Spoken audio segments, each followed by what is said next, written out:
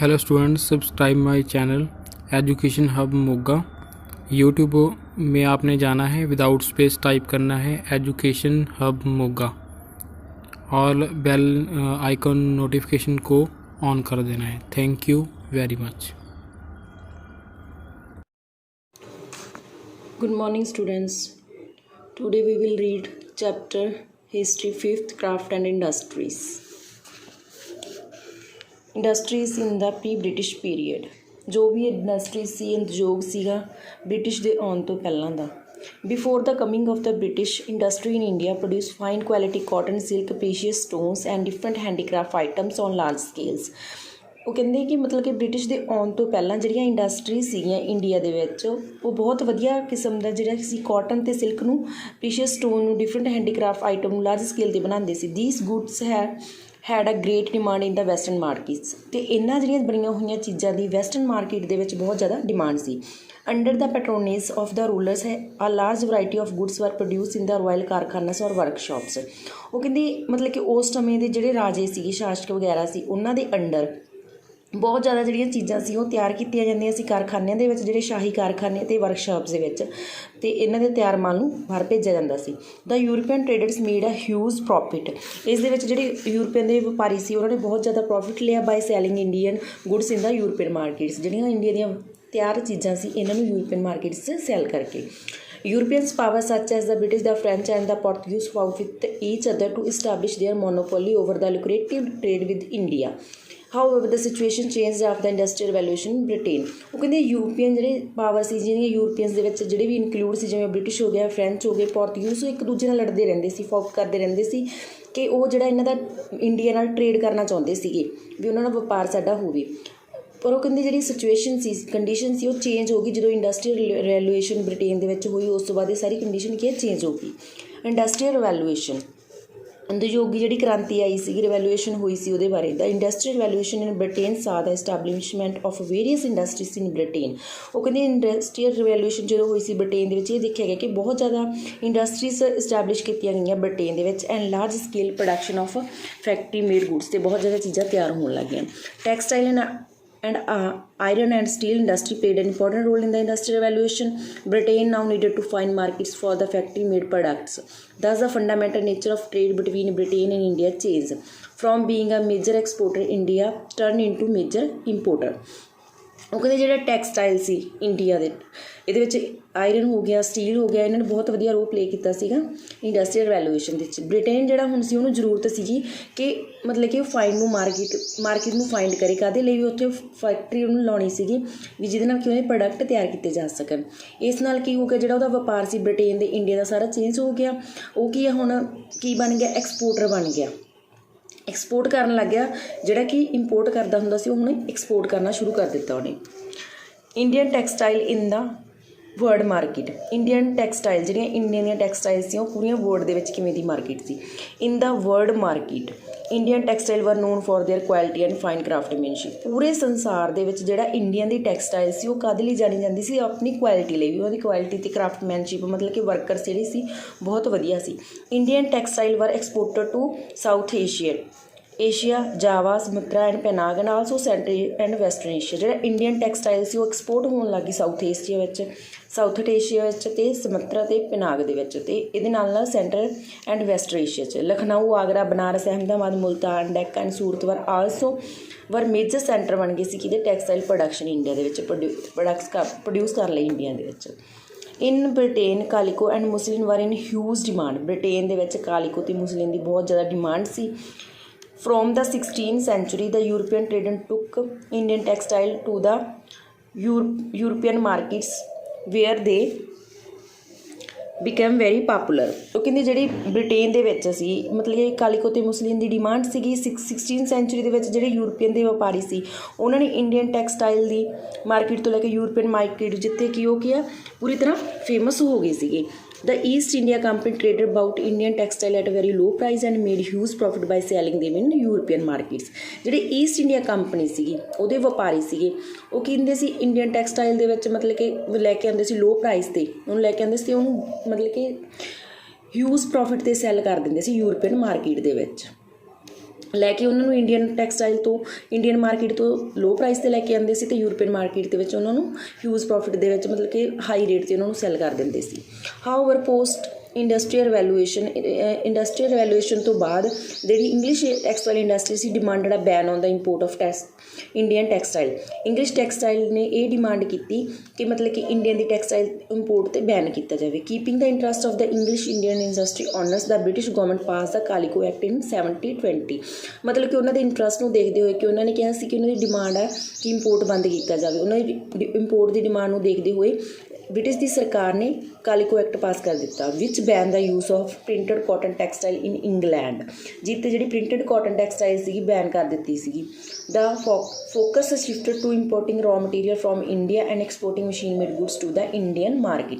ਉਹ ਕਹਿੰਦੇ ਜਿਹੜਾ ਫੋਕਸ ਸੀਗਾ ਸ਼ਿਫਟਡ ਕੀਤਾ ਗਿਆ, ਇੰਪੋਰਟ ਕੀਤਾ ਗਿਆ ਰॉ ਮਟੀਰੀਅਲ ਕਿੱਥੋਂ ਲਿਆ ਗਿਆ, ਇੰਡੀਆ ਤੋਂ ਰॉ ਮਟੀਰੀਅਲ ਲੈਣਾ ਸ਼ੁਰੂ ਕਰ ਦਿੱਤਾ ਅਤੇ ਉਹਨੂੰ ਐਕਸਪੋਰਟ ਕਰਨਾ ਪਿਆ, ਮਤਲਬ ਉਹਨੂੰ ਸੈਂਡ ਕਰਨਾ ਕਰ ਦਿੱਤਾ machine made goods to the Indian. ਮਤਲਬ ਕਿ ਕੱਚਾ ਮਾਲ ਉਹ ਇੰਡੀਆ ਤੋਂ ਲੈ ਕੇ ਅਤੇ ਆਪਣੀ ਟੈਕਸਟਾਈਲ ਦੇ ਵਿੱਚ ਉਹਨਾਂ ਨੂੰ ਤਿਆਰ ਕਰਦੇ ਸੀ, ਫਿਰ ਇੰਡੀਆ ਦੀ ਮਾਰਕੀਟ ਦੇ ਵਿੱਚ ਉਹਨੂੰ ਭੇਜਦੇ ਸੀ। The goods coming from England were very free of custom duties. ਜੋ ਵੀ ਚੀਜ਼ਾਂ ਇੰਗਲੈਂਡ ਤੋਂ ਆਉਂਦੀਆਂ ਸੀ ਉਹ ਮਤਲਬ ਕਿ ਉਹਨਾਂ 'ਤੇ ਕੋਈ ਟੈਕਸ ਵਗੈਰਾ ਨਹੀਂ ਲੱਗਦਾ ਸੀ, ਉਹ free C. Divide of any product ਲਾ ਦ ਟੈਕਸਟਾਈਲ ਇੰਡਸਟਰੀ ਸਫਰਡ ਹਿਊਜ ਲੌਸਿਸ। ਮਤਲਬ ਇਹਦੇ ਨਾਲ ਇਸ ਲਾਅ ਦੇ ਕਰਕੇ ਕੀ ਹੈ ਜਿਹੜੀ ਇੰਡੀਅਨ ਦੀ ਇੰਡਸਟਰੀਜ਼ ਨੂੰ ਬਹੁਤ ਜ਼ਿਆਦਾ ਲੌਸ ਹੋਇਆ। The Charter Act of 1813 opened the Indian market to non-East India Company traders as well. So more and more machine-made goods entered the Indian markets. ਉਹਦੇ ਜਿਹੜੇ ਚਾਰਟਰ ਐਕਟ ਸੀ 1830 ਦੇ, ਇਹਦੇ ਵਿੱਚ ਸਾਰੇ ਵਿੱਚ ਇੰਡੀਆ ਦੀਆਂ ਮਾਰਕੀਟ ਜਿਹੜੀਆਂ ਨੌਨ ਈਸਟ ਇੰਡੀਆ ਲਈ ਖੋਲ੍ਹ ਦਿੱਤੀਆਂ ਗਈਆਂ ਸੀ ਵਪਾਰੀਆਂ ਦੇ ਲਈ। ਇਹਦੇ ਵਿੱਚ ਜ਼ਿਆਦਾ ਤੋਂ ਜ਼ਿਆਦਾ ਮਸ਼ੀਨ ਮੇਡ ਜਿਹੜੀਆਂ ਚੀਜ਼ਾਂ ਬਣਨੀਆਂ ਸ਼ੁਰੂ ਹੋ ਗਈਆਂ ਸੀ। Next one is drain of wealth. The British devise a systematic strategy to drain India's wealth. ਮਤਲਬ ਕਿ ਬ੍ਰਿਟਿਸ਼ ਨੇ ਇੱਕ ਇਹੋ ਜਿਹੀ ਸਿਸਟੇਮੈਟਿਕ ਸਟ੍ਰੈਟਜੀ ਬਣਾਈ ਸੀ ਜਿਹਦੇ ਨਾਲ ਕਿ ਇੰਡੀਆ ਦੀ ਸਾਰੀ ਵੈਲਥ ਉਹਨੂੰ ਕੀ ਡਰੇਨ ਕੀਤਾ ਜਾਵੇ। ਦਾ nationalist leader Dadabhai Naoroji was the first to point out how the Indian wealth was being drained off to Britain without any returns. ਮਤਲਬ ਜਿਹੜਾ ਦਾਦਾ ਭਾਈ ਨਰੋਜੀ ਸੀ ਉਹ ਫਸਟ ਉਹਨੇ ਇਹ ਪੁਆਇੰਟ ਆਊਟ ਕੀਤਾ ਸੀ ਕਿ ਕਿਵੇਂ ਇੰਡੀਆ ਦਾ ਜਿਹੜਾ ਧਨ ਆ ਵੀ ਉਹਨੂੰ ਡਰੇਨ ਕੀਤਾ ਜਾਊਗਾ ਬ੍ਰਿਟੇਨ ਦੇ ਲਈ ਵਿਦਾਊਟ ਐਨੀ, ਬਿਨਾਂ ਉਹਨੂੰ ਕੁਛ ਵਾਪਸ ਕੀਤੇ ਕਿਵੇਂ ਉਹਨੂੰ ਉਹਨਾਂ ਦੇ ਵੈਲਥ ਨੂੰ ਡਰੇਨ ਕਰ ਸਕਦਾ। ਹੀ ਬਿਲੀਵ ਦੈਟ, ਉਹਨੇ ਵਿਸ਼ਵਾਸ ਕੀਤਾ ਕਿ The British oppressive policy drained the wealth of Indian and lead to impoverishment of the Indian industries। ਉਹਨੇ ਇਹ ਵਿਸ਼ਵਾਸ ਕੀਤਾ ਕਿ ਜਿਹੜੇ ਬ੍ਰਿਟਿਸ਼ ਵਾਲੇ ਸੀ ਉਹ ਆਪਣੀ oppressive policies ਦੇ ਨਾਲ ਜਿਹੜਾ ਇੰਡੀਅਨ ਦਾ ਵੈਲਥ ਸੀਗਾ ਉਹਨੂੰ ਡਰੇਨ ਕਰ ਰਹੇ ਸੀ, ਜਿਹਦੇ ਨਾਲ ਕਿ ਇੰਡੀਅਨ ਇੰਡਸਟਰੀ ਦੇ ਵਿੱਚ ਕੀ ਆ impoverishment ਮਤਲਬ ਗਰੀਬੀ ਆ ਜਾਵੇ। The theory of economic drain indicated the exploitative character of the British rule। ਜਿਹੜੀ ਇਹ ਥਿਊਰੀ ਸੀ ਉਹਨਾਂ ਦੀ ਇਕਨੋਮਿਕ ਨੂੰ ਡਰੇਨ ਮਤਲਬ ਉਹਨਾਂ ਦੇ ਪੈਸੇ ਨੂੰ ਡਰੇਨ ਕਰਨ ਦਾ ਇਹ ਇਸ਼ਾਰਾ ਕਰਦਾ ਸੀ ਕਿ ਉਹ ਉਹਨਾਂ ਨੂੰ ਮਤਲਬ ਕਿ ਉਹਨਾਂ ਦਾ ਸ਼ੋਸ਼ਣ ਕਰ ਰਹੇ ਆ ਬ੍ਰਿਟਿਸ਼ ਰੂਲ ਦੇ ਅੰਡਰ, ਮਤਲਬ ਕਿ ਇੰਡੀਅਨ ਵਾਲਿਆਂ ਦਾ। Next is industrial growth in the 20th century. ਜਿਹੜੀ 20th ਸੈਂਚੁਰੀ ਸੀ ਉਹਦੇ ਵਿੱਚ ਇੰਡਸਟਰੀ ਦੀ ਗਰੋਥ ਕਿਵੇਂ ਹੋਈ। Due to the effort of some visionaries Indian industry witness a slow revival in the second half of the 19th century. Mainly two kind of industry develop, plantation industries and machine based industries. ਉਹ ਕਹਿੰਦੇ ਜਿਹੜੀ visionary ਸੀ ਉਹਨਾਂ ਦੀਆਂ effort ਦੇ ਅਨੁਸਾਰ ਮਤਲਬ ਕਿ ਉਹ ਕਹਿੰਦੀ ਜਿਹੜੀ ਇੰਡਸਟਰੀ ਸੀ ਇਹ ਗੱਲ ਦੀ ਵਿਟਨਸ ਆ ਕਿ ਪਹਿਲਾਂ 19th ਸੈਂਚੁਰੀ ਦੇ ਹਾਫ ਤੱਕ ਥੋੜ੍ਹੀ ਡਿਵੈਲਪਮੈਂਟ ਹੋਣੀ ਸ਼ੁਰੂ ਹੋਈ। ਉਸ ਟਾਈਮ ਜਿਹੜੀ ਹੋਈ ਸੀਗੀ ਟੂ ਕਾਈਂਡਸ ਦੀਆਂ ਇੰਡਸਟਰੀ ਡਿਵੈਲਪ ਹੋਈਆਂ ਸੀ, ਪਲਾਂਟੇਸ਼ਨ ਇੰਡਸਟਰੀਜ਼ ਅਤੇ ਮਸ਼ੀਨ ਮੇਡ ਇੰਡਸਟਰੀਜ਼।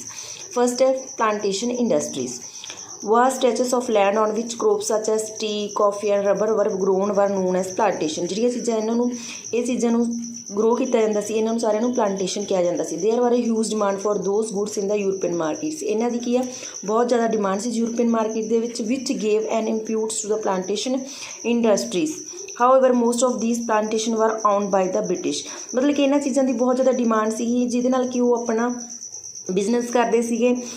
ਇਹ ਜਿਹੜੀਆਂ ਇਹਨਾਂ ਸਾਰੀਆਂ ਚੀਜ਼ਾਂ ਦਾ ਓਨਰ ਬ੍ਰਿਟਿਸ਼ ਵਾਲਿਆਂ ਵੱਲੋਂ ਸੀ। ਦਾ ਲੇਬਰਰਸ ਹੂ ਵਰਕਡ ਇਨ ਥੀਸ ਪਲਾਂਟੇਸ਼ਨ ਵਰ ਸਬਜੈਕਟਡ ਟੂ ਮੱਚ ਓਪਰੈਸ਼ਨ। ਜੋ ਵੀ ਇਹਨਾਂ 'ਤੇ ਇਸ ਪਲਾਂਟੇਸ਼ਨ ਦੇ ਅੰਡਰ ਕੰਮ ਕਰਦੇ ਸੀ, ਜੋ ਵੀ ਲੇਬਰ ਕੰਮ ਕਰਦੀ ਸੀ ਉਹਨਾਂ ਨੂੰ ਬਹੁਤ ਓਪਰੈਸਿਵ ਮੈਥਡ ਯੂਜ਼ ਕੀਤੇ, ਉਹਨਾਂ ਨੂੰ ਦਬਾਇਆ ਜਾਂਦਾ ਸੀ। ਡਿਊਰਿੰਗ ਦਿਸ ਪੀਰੀਅਡ ਇਸ ਟਾਈਮ ਟੀ ਪਲਾਂਟੇਸ਼ਨ ਟੀ ਲਗਾਉਣ ਵਾਲੇ ਆ ਜਿਹੜੇ ਵਰ establish in various part of Assam Bengal and south India. ਮਤਲਬ ਕਿ ਇਹ ਜਿਹੜੀਆਂ ਕਈ ਪਾਰਟਸ ਦੇ ਵਿੱਚ ਕੀ ਐਸਟੈਬਲਿਸ਼ ਹੋ ਗਏ ਅਸਾਮ ਬੰਗਾਲ ਅਤੇ south India. Several coffee plantation was also set up in different parts of India. ਇਸੇ ਤਰ੍ਹਾਂ ਹੀ ਕਾਫੀ ਪਲਾਂਟੇਸ਼ਨ ਹੈ, ਕਾਫੀ ਨੂੰ ਲਗਾਉਣ ਵਾਲੇ ਵੀ ਕਈ ਪਾਰਟਸ ਇੰਡੀਆ ਦੇ ਕਈ ਪਾਰਟਸ ਵਿੱਚ ਸੈਟਅਪ ਹੋ ਗਈ। ਮਸ਼ੀਨ ਮਸ਼ੀਨ ਬੇਸਡ ਇੰਡਸਟਰੀ, ਜੋ ਮਸ਼ੀਨ ਦੇ ਬੇਸ ਸੀ। From the beginning of the 19th century, ਜਿਹੜੀ 19th ਸੈਂਚੁਰੀ ਦੀ ਸਟਾਰਟਿੰਗ ਸੀ, Bombay now this time uh Mumbai emerge as a important trading centre, ਮਤਲਬ ਕਿ ਇੱਕ ਇਹ ਵਪਾਰ ਕਰਨ ਦਾ ਸੈਂਟਰ ਬਣ ਕੇ ਨਿਕਲਿਆ।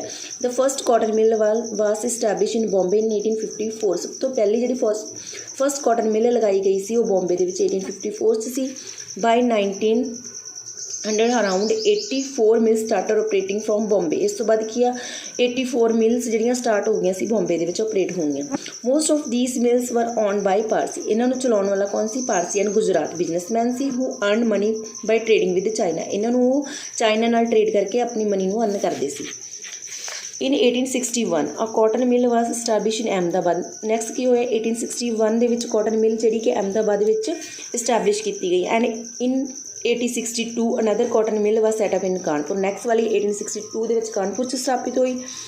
These cotton mills created a huge demand for jobs. ਫਿਰ ਇਹਨਾਂ ਨੂੰ ਮਿਲਸ ਨੂੰ ਚਲਾਉਣ ਦੇ ਲਈ ਵਰਕਰ ਦੀ ਜ਼ਰੂਰਤ ਸੀ, ਜਿਹਦੇ ਨਾਲ ਕਿ ਡਿਮਾਂਡ ਹੋਈ ਜੌਬ ਸੀ। People were village flooded to the city to work in this village, ਜਿਹੜੇ ਲੋਕ ਸੀ ਪਿੰਡਾਂ ਤੋਂ ਆਉਂਦੇ ਸੀ, ਇਸ ਤਰ੍ਹਾਂ ਆਉਂਦੇ ਸੀ ਜਿਵੇਂ ਫਲੱਡ ਆਉਂਦਾ ਹੈ, ਉਹਨਾਂ ਨੇ ਇਹਨਾਂ ਮਿਲਸ ਕੰਮ ਕਰਨ ਲਈ ਉਹ ਮਾਈਗ੍ਰੇਟ ਹੋਣੇ ਸ਼ੁਰੂ ਹੋ ਗਏ ਵਿਲੇਜ ਟੂ ਸਿਟੀਜ਼ ਦੇ ਵਿੱਚ। ਇਨ ਦਿਸ ਇਨੀਸ਼ੀਅਲ ਈਅਰ, ਸ਼ੁਰੂਆਤੀ ਸਾਲ ਦੇ ਵਿੱਚ Indian textile industry faced many challenge. ਜਿਹੜੀ ਇੰਡੀਅਨ ਦੀ ਟੈਕਸਟਾਈਲ ਸੀ ਉਹਨੇ ਕਈ ਚੈਲੰਜ ਨੂੰ ਫੇਸ ਕੀਤਾ। In most of the countries the infant industry was protected by the government by imposing heavy import duties. First ਉਹ ਕਹਿੰਦੇ ਜਿਹੜੀ ਆ ਇਹਨੂੰ ਪ੍ਰੋਟੈਕਟ ਕੀਤਾ ਗਿਆ ਸਰਕਾਰ ਵੱਲੋਂ, ਉਹਨਾਂ 'ਤੇ ਮਤਲਬ ਕਿ ਕਾਫੀ ਟੈਕਸ ਲਗਾਏ ਗਏ। The colonial government in India refuse to protect the Indian industry, ਜੋ ਕਿ ਆ ਕਲੋਨੀਅਲ ਜੋ ਕਿ ਬ੍ਰਿਟਿਸ਼ ਵਾਲੀ ਗੌਰਮੈਂਟ ਸੀ, ਉਹਨੇ ਕੀ ਆ ਇੰਡੀਅਨ ਇੰਡਸਟਰੀ ਨੂੰ ਪ੍ਰੋਟੈਕਟ ਕਰਨ ਲਈ ਰਿਫਿਊਜ਼ ਕਰਤਾ। The most important phase in growth of the Indian industry came during the First World War when the imports from Britain declined and the colonial government encouraged the Indian industry to produce the material which they needed in war। ਉਸ ਤੋਂ ਬਾਅਦ ਕੀ ਹੋਇਆ ਕਹਿੰਦੇ Indian industry ਦੀ growth ਹੋਣੀ ਸ਼ੁਰੂ ਹੋ ਗਈ, ਜਿਹੜਾ ਕਿ ਕਦੋਂ ਤੱਕ came during the first world ਵਾਰ, ਜਦੋਂ ਕਿ ਉਹ ਕਹਿੰਦੇ ਬ੍ਰਿਟੇਨ ਵਾਲਿਆਂ ਨੇ ਡਿਕਲੇਨ ਹੋ ਗਿਆ ਸੀਗਾ, ਅਤੇ ਜਿਹੜੀ ਬ੍ਰਿਟਿਸ਼ ਸਰਕਾਰ ਸੀ ਉਹਨਾਂ ਨੇ ਇਹ ਇਨਕਰੇਜ ਕੀਤਾ ਇੰਡੀਅਨ ਵਾਲਿਆਂ ਨੂੰ ਕਿ ਮਤਲਬ ਕਿ ਉਹ ਮਾਲ ਤਿਆਰ ਕਰਨ ਜੋ ਕਿ ਵਾਰ ਦੇ ਵਿੱਚ ਯੁੱਧ ਦੇ ਵਿੱਚ ਯੂਜ਼ ਹੋਊਗਾ। Iron and steel industries remarkable progress were made in the field of metallurgy. The excellent quality of the sword of Tipu Sultan bears testimony to the brilliant craftsmanship. The hard and sharp edges of the sword could tear apart metal armors. High carbon steel called buttees produced in South India was used to making this sword। ਉਹ ਕਹਿੰਦੇ iron ਅਤੇ steel industry ਦੇ ਵਿੱਚ ਸਭ ਤੋਂ ਪਹਿਲਾਂ ਮੈਟਲਗਰੀ ਦੀ field ਨੂੰ ਦੇਖਿਆ ਗਿਆ, ਜਿਹਦੇ ਵਿੱਚ ਬਹੁਤ ਵਧੀਆ ਤਰੀਕੇ ਦੀ ਇੱਕ ਤਲਵਾਰ ਸੀ ਜਿਹੜੀ ਟੀਪੂ ਸੁਲਤਾਨ ਦੇ ਵਿੱਚ ਸੀ। ਇਹ ਇੱਕ ਬ੍ਰਿਲੀਅੰਟ ਟੈਸਟਾਮਨੀ ਸੀਗੀ, ਜਿਹਨੂੰ ਕਿ ਮਤਲਬ ਬਹੁਤ ਵਧੀਆ ਕਰਾਫਟਮੈਨ ਯੂਜ਼ ਕੀਤੀ ਗਈ ਸੀ। ਇਹਦੇ ਸ਼ਾਰਪ ਐਜ ਸੀਗੇ, ਅਤੇ ਇਹ ਕਿ ਇਹਦੇ ਵਿੱਚ ਹਾਈ ਕਾਰਬਨ ਸਟੀਲ ਯੂਜ਼ ਹੋਈ ਸੀ, ਜਿਹਨੂੰ ਬੁਟਿਸ ਬੋਲਿਆ ਜਾਂਦਾ ਸੀ। ਇਹ ਸਾਊਥ ਇੰਡੀਆ ਦੇ ਵਿੱਚ ਪ੍ਰੋਡਿਊਸ ਹੋਣੀ ਸ਼ੁਰੂ ਹੋ ਗਈ ਸੀਗੀ ਸਵੋਰਡਸ ਬਣਾਉਣ ਦੇ ਲਈ ਇਹ ਵਾਲੀ metallurgy. Next one is decline in iron smelting. Iron ਨੂੰ ਪਿਘਲਾਉਣ ਦਾ ਜਿਹੜਾ ਖਤਮ ਹੋਣਾ, ਡਿਕਲਾਈਨ ਹੋਣਾ। Iron smelting India was common till the end of the 19th century. ਉਹ ਕਹਿੰਦੇ 19th ਸੈਂਚੁਰੀ ਦੇ ਐਂਡ ਤੱਕ ਆਇਰਨ ਨੂੰ ਸਮੈਲਟ ਕਰਨਾ ਇੱਕ ਕਾਮਨ ਸੀ।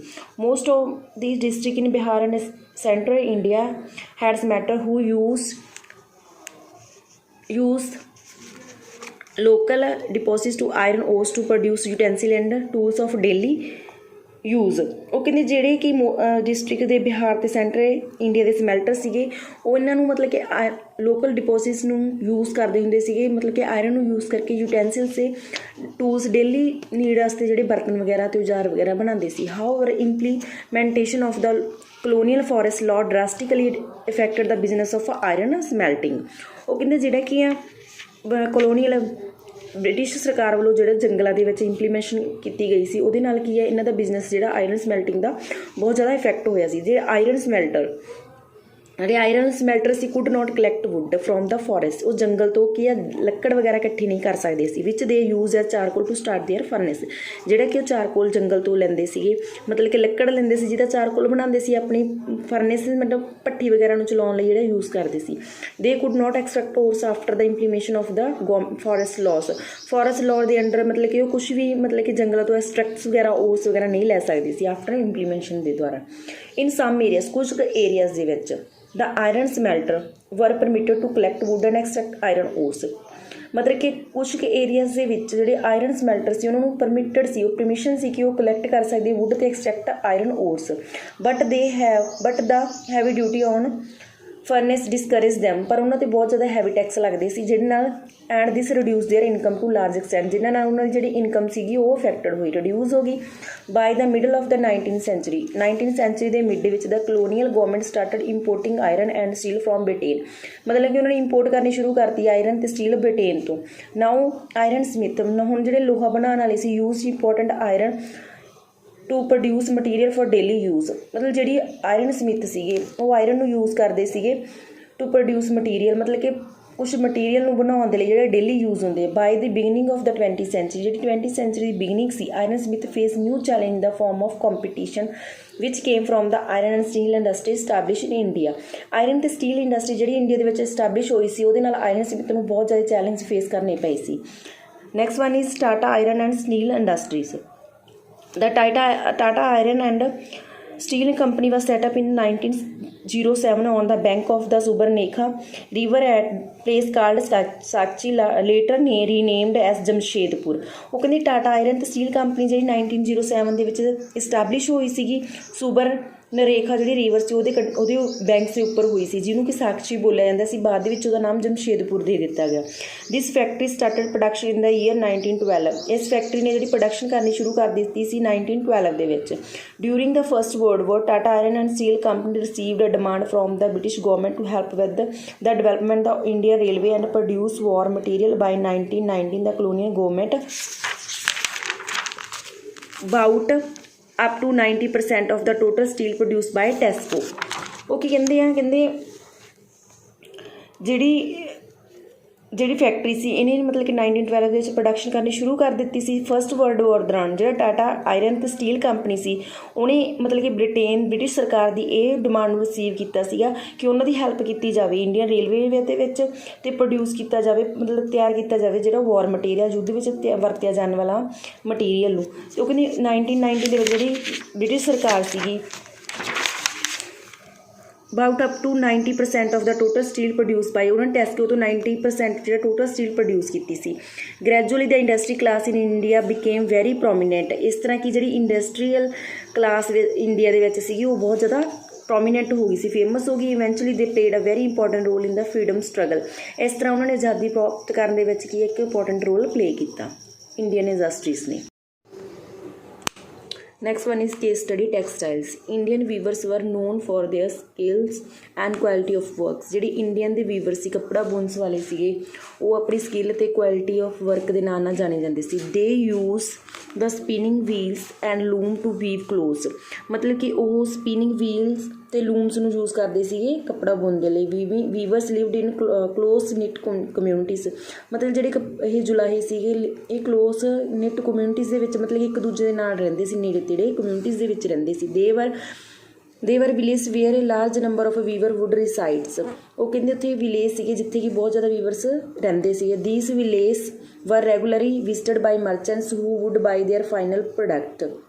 ਉਹ ਕਹਿੰਦੇ ਇਹਨਾਂ ਪਿੰਡਾਂ ਦੇ ਵਿੱਚ ਜਿਹੜੇ ਮਰਚੈਂਟ ਸੀ, ਵਪਾਰੀ ਸੀਗੇ, ਉਹ ਵਿਜ਼ਿਟ ਕਰਦੇ ਸੀਗੇ ਅਤੇ ਉਹਨਾਂ ਤੋਂ ਕੀ ਆ ਉਹ ਫਾਈਨਲ ਪ੍ਰੋਡਕਟ ਨੂੰ ਬਾਈ ਕਰਦੇ ਸੀ। Natural products like natural product ਕਿਹੜੇ ਸੀ, ਇੰਡੀਗੋ, ਮੈਡਰ, ਟਰਮੈਰਿਕ ਵਰ ਯੂਜ਼ ਟੂ ਡਾਈ ਕਲੋਥਸ। ਇਹਨਾਂ ਚੀਜ਼ਾਂ ਨੂੰ ਕੱਪੜੇ ਨੂੰ ਡਾਈ ਕਰਨ ਦੇ ਲਈ ਯੂਜ਼ ਕੀਤਾ ਜਾਂਦਾ ਸੀ। Prior to the British rule ਤੋਂ ਪਹਿਲਾਂ the weavers contributed immensely to the pre colonial economy. Indian weavers were highly skilled and specialised in the crafts. They provided stiff competition to the European manufacturers. However, the Industrial Revolution proved to be fruitful only for the British, while the Indian textile industry suffered a great loss।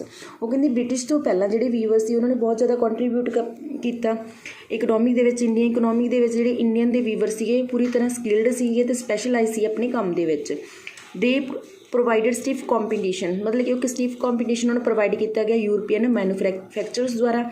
ਫਿਰ ਵੀ ਜਿਹੜੀ industrial ਜਿਹੜੀ revaluation ਸੀ ਉਹਨਾਂ ਦੇ ਲਈ ਫਰੂਟਫੁੱਲ proof ਹੋਈ British ਦੇ ਲਈ, ਜਦ ਕਿ ਇੰਡੀਅਨ ਟੈਕਸਟਾਈਲ ਉਹਨਾਂ ਲਈ ਇੱਕ ਬਹੁਤ ਵੱਡਾ ਲਾਸ ਸੀਗਾ। Once the British establish themself as a colonial power in India the monopolise the Indian market simultaneously weeding out the other trading company such as the French and Portuguese. ਉਹ ਕਹਿੰਦੇ ਜਦੋਂ British ਇੱਕ ਵਾਰ ਸਥਾਪਿਤ ਹੋ ਗਿਆ ਆਪਣੇ ਆਪ ਨੂੰ, ਉਹਨਾਂ ਨੇ ਕਲੋਨੀਅਲ ਪਾਵਰ ਦੇ ਰੂਪ ਵਿੱਚ ਉਹ ਇੰਡੀਅਨ ਦੀ ਮਾਰਕੀਟ ਦੇ ਵਿੱਚ ਆਪਣੇ ਆਪ ਨੂੰ ਇਸਟੈਬਲਿਸ਼ ਕਰ ਲਿਆ, ਤਾਂ ਜਿਹੜੀਆਂ ਦੂਸਰੀਆਂ ਪਾਵਰ ਸੀਗੀਆਂ ਫ੍ਰੈਂਚ ਐਂਡ ਪੋਰਟਿਊਜ਼ ਉਹਨਾਂ ਨੂੰ ਵੀਡਿੰਗ ਮਤਲਬ ਕਿ ਬਾਹਰ ਕੱਢ ਦਿੱਤਾ। The British rules and regulation destroy the Indian textile industry. ਜਿਹੜੇ ਬ੍ਰਿਟਿਸ਼ ਦੇ ਰੂਲਸ ਸੀ ਜਾਂ ਰੈਗੂਲੇਸ਼ਨ ਸੀ ਉਹਨਾਂ ਨੇ ਇੰਡੀਅਨ ਟੈਕਸਟਾਈਲ ਇੰਡਸਟਰੀ ਨੂੰ ਡਿਸਟਰੋਏ ਕਰਤਾ। The weavers were the major victim of the decline of the Indian textile industries. ਜਿਹੜੇ ਵੀਵਰ ਸੀ ਉਹ ਇੱਕ ਮੇਜਰ ਵਿਕਟਮ ਸ਼ਿਕਾਰ ਹੋ ਗਏ ਸੀ ਇੰਡੀਅਨ ਟੈਕਸਟਾਈਲ ਨੂੰ ਖ਼ਤਮ ਕਰਨ ਦੇ ਵਿੱਚ। However the handlooms industry in India was not completely ruin. ਉਹ ਕਹਿੰਦੇ ਜਿਹੜੀ ਹੱਥ ਨਾਲ ਬੁਣਨ ਵਾਲੀਆਂ ਸੀਗੀਆਂ ਇੰਡਸਟਰੀਜ਼, ਕੱਪੜਾ ਬਣਾਉਣ ਵਾਲੀ ਹੈਂਡ ਨਾਲ, ਉਹ ਪੂਰੀ ਤਰ੍ਹਾਂ ਮਤਲਬ ਕਿ ਰੂਇਨਡ ਖ਼ਤਮ ਨਹੀਂ ਹੋਈਆਂ ਸੀ। ਦਾ ਇੰਟਰੀਕੇਟ ਡਿਜ਼ਾਈਨ ਐਂਡ ਪੈਟਰਨ ਵਿਚ ਵਰ made on the cloth could not be produce in the British factories. ਉਹ ਕਹਿੰਦੇ ਜਿਹੜੇ ਕੰਪਲੈਕਸ ਡਿਜ਼ਾਈਨ ਵਗੈਰਾ ਪੈਟਰਨ ਵਗੈਰਾ ਸੀ ਕੱਪੜੇ 'ਤੇ ਪਾਈ ਜਾਂਦੀ ਸੀ, ਉਹ ਬ੍ਰਿਟਿਸ਼ ਫੈਕਟਰੀਜ਼ ਦੇ ਵਿੱਚ ਪ੍ਰੋਡਿਊਸ ਨਹੀਂ ਕੀਤੇ ਜਾ ਸਕਦੇ ਸੀ।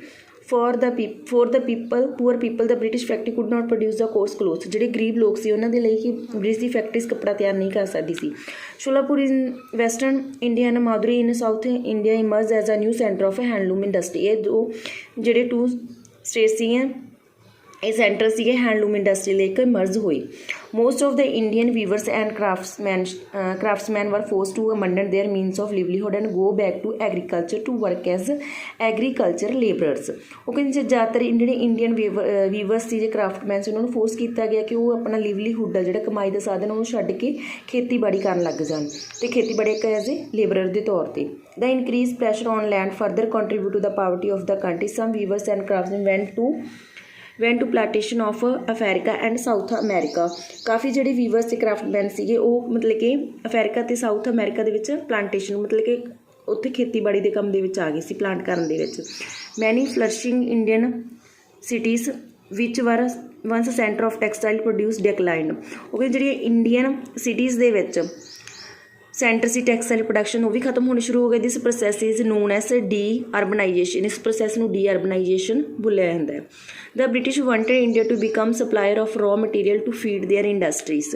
ਜਿਹੜੇ ਬ੍ਰਿਟਿਸ਼ ਸੀ ਉਹ ਚਾਹੁੰਦੇ ਸੀ ਕਿ ਇੰਡੀਆ ਉਹਨਾਂ ਨੂੰ ਰॉ ਮਟੀਰੀਅਲ ਦੇਵੇ ਜਿਹੜਾ ਕਿ ਉਹਨਾਂ ਦੀ ਇੰਡਸਟਰੀ ਨੂੰ ਫੀਡ ਕਰ ਸਕਦਾ ਹੈ। And B ready market for selling the finished good ਬਰਾਊਟ from England. ਜਿਹੜਾ ਕਿ ਤਿਆਰ ਕੀਤਾ ਹੋਇਆ ਮਾਲ ਇੰਗਲੈਂਡ ਦੀ ਫੈਕਟਰੀਜ਼ ਤੋਂ ਲਿਆਂਦਾ ਅਤੇ ਉਹਨੂੰ ਸੈੱਲ ਕੀਤਾ ਜਾਵੇ। As a result the indigenous industry were in ਰੂਇਨ। ਇਸ ਤਰ੍ਹਾਂ ਕੀ ਹੋਇਆ, ਜਿਹੜੀਆਂ ਇੰਡੀਆ ਦੀਆਂ ਇੰਡਸਟਰੀ ਸੀ ਉਹ ਰੀਨ ਹੋ ਗਈਆਂ, ਬਰਬਾਦ ਹੋ ਗਿਆ। ਐਂਡ ਵੰਸ ਫਲਰਿਸ਼ਿੰਗ ਇਕਨੋਮਿਕ ਵਾਸ ਇਨ ਸ਼ੈਂਬਲਸ। ਅਤੇ ਜਿਹੜੀ ਇਕਨੋਮੀ ਸੀਗੀ ਉਹ ਫੈਲ ਰਹੀ, ਫਲਰਿਸ਼ਿੰਗ ਵੱਧ ਰਹੀ ਇਕਨੋਮਿਕ ਸੀਗੀ, ਉਹ ਵੀ ਡਿਸਆਰਡਰ ਹੋ ਗਈ।